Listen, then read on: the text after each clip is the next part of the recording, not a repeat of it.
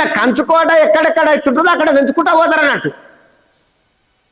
ఇక చూడండి మిత్రులారా, ఇక చూడు ఎక్కడెక్కడైతే వీళ్ళ ప్రభుత్వాలు పాలిస్తున్నాయో ఆయా రాష్ట్రాలు ఉన్నాయో కొంత గట్టి ఇప్పుడు ఆడ ఏమున్నది అబ్బా, నీకు 80 సీట్లు అంటే అంత ఆషమాషి కాదు. 80 సీట్లు ఉన్న దగ్గర సగానికి మళ్ళీ పెంచితే మళ్ళా ఎంత వస్తాయి? దాదాపు ఆ 85 పోయి 120 అవుతుంది. బ్రహ్మాండంగా అవుతుంది. అంటే బలం పెరిగిపోతుంది కదా. అంటే బలం పెరిగిపోయిన తర్వాత అధికారం వాళ్ళదే అవుతుంది కదా. ఇట్లా నేను కేవలం ఉదాహరణ మాత్రమే చెప్పినాను. అదేవిధంగా తమిళనాడులో ఉన్నటువంటి ప్రస్తుతం ఉన్నటువంటి సీట్లు ఎంత అంటే 39. తమిళనాడులో కూడా 39 సీట్లు ఉన్నాయి.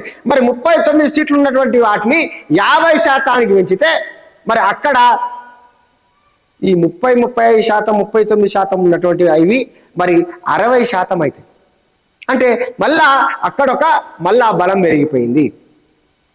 చూడండి ఎంత విచిత్రం అంటే వీళ్ళు సీట్లు పెంచుకోవాలి.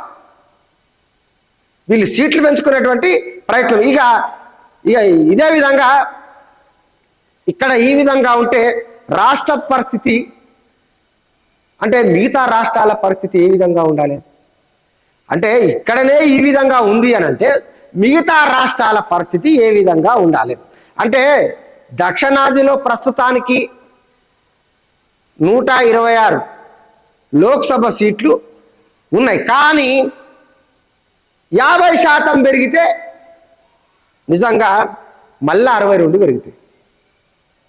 ఇంకా చూడండి మిత్రులారా, ఇక మొత్తం మీద 185 సీట్లు దాటుతుంది.